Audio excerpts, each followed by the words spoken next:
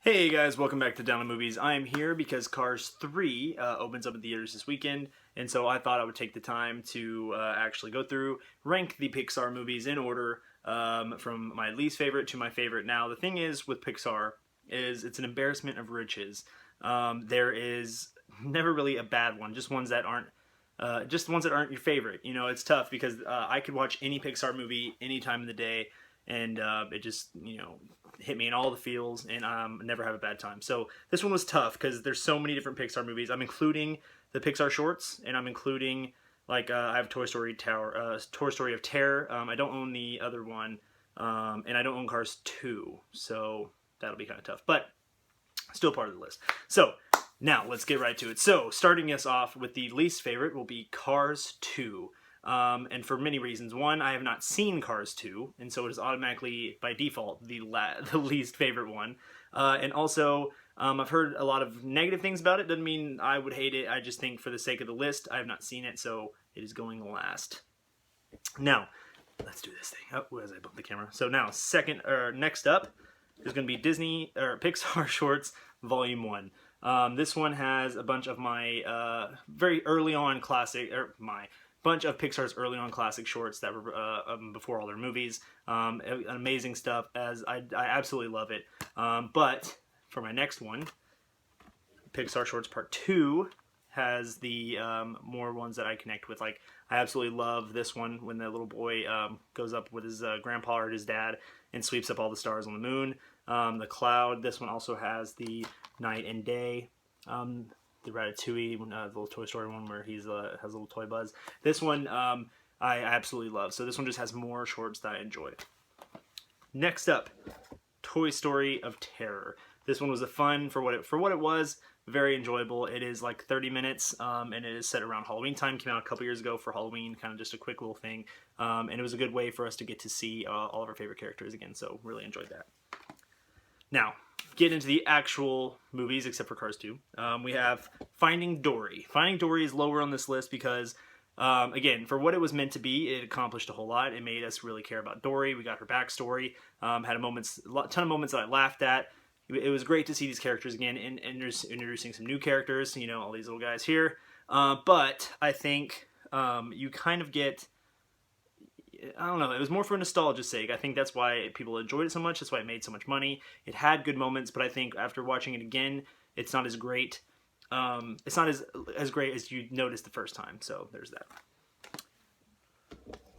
Next up is Monsters University. Again, kind of with Monsters Inc., I think it has the same kind of thing where it has the nostalgia for it, where it's they try to rehash the same characters, they do something differently with it, and so I think, but this one overall I think was better than Finding Dory. So next up is A Bug's Life. I think they're Toy Story or Pixar's second attempt at a Pixar movie. Absolutely love this one. I quote Heimlich all the time. I'm from all up here, you all look like little ants. So again, none of these are awful. It's just ranking the ones you like the most. So next up, the one that in 8 minutes makes you care more about anything in your life than any other movie ever has. And it is just an amazing movie. Next up is the first Cars. Cars, people kind of say it was okay, and I enjoyed it, but I think this one was just a lot of fun. They tried something new, gave Cars the personality of people, and it was just, that's what it was. So next up is Inside Out with the hunger? What the hell? Anger little thing comes with the cards and stuff, but Inside Out, very original. I mean, very, very good, and it gives you the insight of what, people's emotions. It makes you really think about like how deep people can be, and with that little girl and stuff in this one, very, very good movie. Next up is Brave. This one I really like. A lot of people kind of poo on Brave, but I really enjoyed it. It makes me really happy. I think just that whole setting is great. I love the music in it. So very, very good movie. Next is Ratatouille. Now with Ratatouille, I love was it Remy? Yeah, Remy. I love this movie, but I can't remember the name. Yeah, very good movie. Again, very original. This poor little rat wants to just be a chef, and so you get that whole story.